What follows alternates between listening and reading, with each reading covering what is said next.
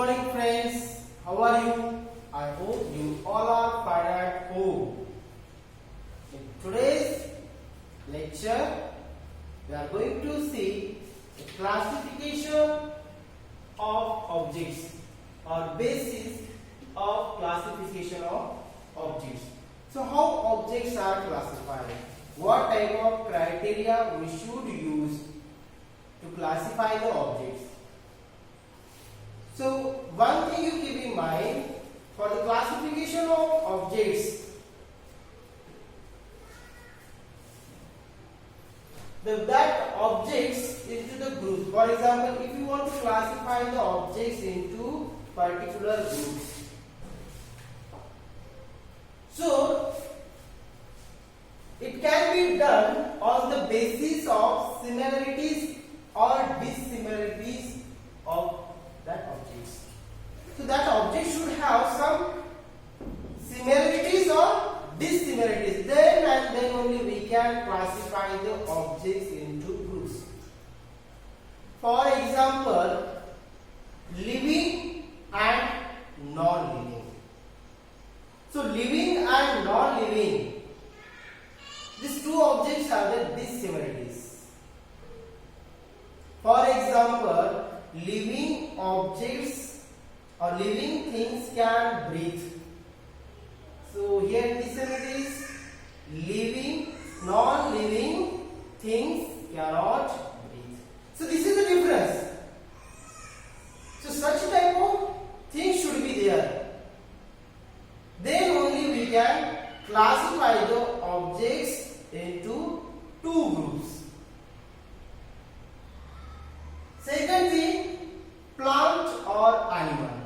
Now both are living, but they have the dissimilarities and some similarities also. What are the similarities in plant and animals? So in plant and animals, if you compare these two groups, you see the similarities like both are living. Yes or no? Both are living. Both can reproduce. Both can grow. So these are the similarities. And dissimilarities what? Dissimilarities is one thing, that is the plants can prepare their own food. And what about the animals? Animals cannot prepare their own food, but they depends on the plants to get their food. So this is the dissimilarity. So when this type of similarities and dissimilarities are there, then only we can classify the objects or things into two groups. Now there are some materials. There are some materials which are found in the nature. So how to classify them? So we use the criteria. We use the property like shape, color and size. See here. If the objects are found in nature, or the materials, if the materials are found in nature, so how to classify them into separate group? So we can use the property like their color. Some materials are brown in color, red in color, grey in color, yellow in color, yes or no? So on the basis of their color properties, we can classify them into the different group. For example, silver color, gold color, yes or no? So we can classify. Shape. Some objects are big in shape, some objects are small in shape. So we can classify on the basis of that criteria. Size. Okay, so in this way we can classify the materials into two groups. Next one about the appearance. Some materials are shiny. For example, iron. Yes or no? When you cut the iron, you can see the shiny surface.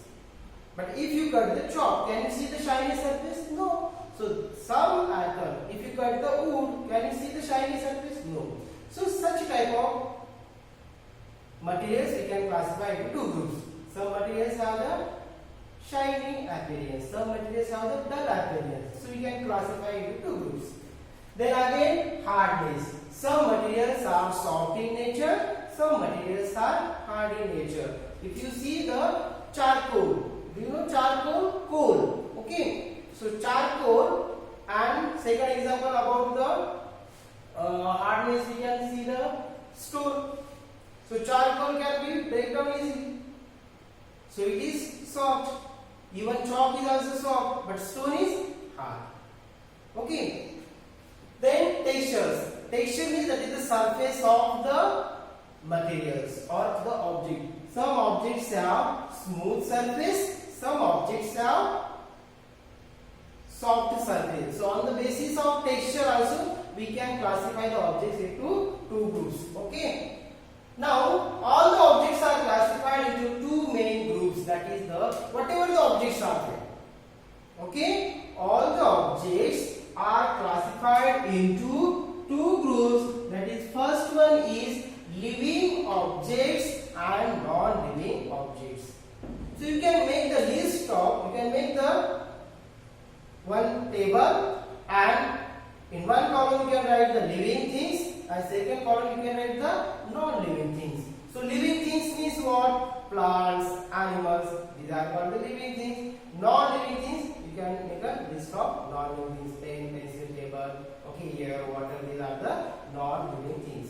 Then living objects further classified into two groups. So this in living objects, which two objects are there? One is plant and second one is an animal. But these two groups again have some similarities and dissimilarities. So you can classify again into two groups. And then non-living objects. Non-living objects are classified into many groups. Living objects classified into only two groups, but non-living objects are classified into many groups and on the basis of their nature. So how we can classify them? So we can classify them on the basis of their shape, color, size, appearance, texture. Okay, so the texture and hardness. So these properties we can use to classify them into the different groups. Okay, students. So the classification of objects into groups can be done only when the objects have some similarities and some dissimilarities. You can highlight this sentence. Okay, you can use the highlighter or you can highlight this sentence. What is this? What this sentence says? This sentence is very important. This sentence is giving information about the how we can classify the object, or classification of objects into groups can be done only when the objects have some similarities or dissimilarities. So it is very necessary that objects should have some similarities and dissimilarities. Then and then only we can classify the objects into the two groups.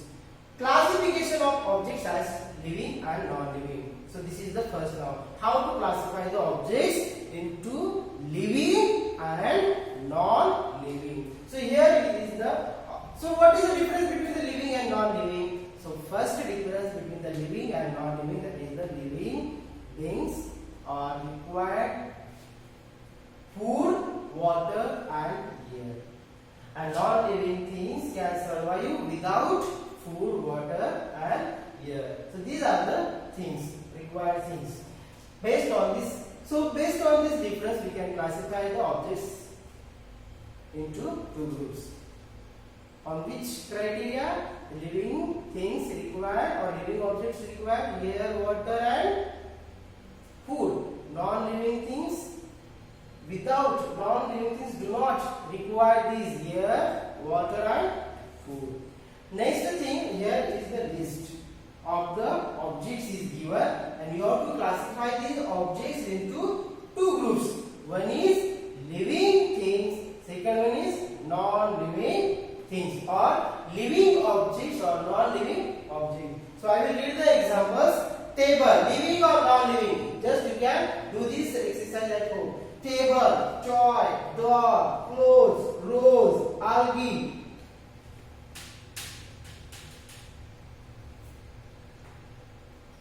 pencil, knife, shoes, hydrilla, grasshopper, blackboard, cactus, wool, earthworm, tree, fish, feather, nail, hen. So out of these objects, you have to classify these objects into two groups. And which criteria you are using here? Living and non-living. So those animals require air, water, food, they are living. Those animals do not require air, water, food, they are non-living. So here you can see how to classify them.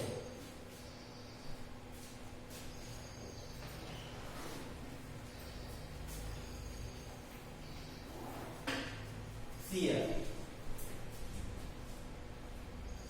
Living objects.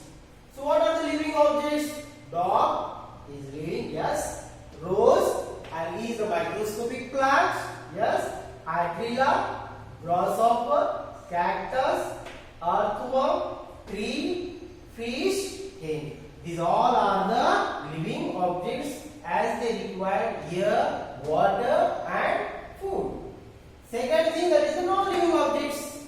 They do not require air, water and food. So table, toy, clothes, pencil, knife, shoes, blackboard, wool, feather, nail. These are the non-living objects. So see here.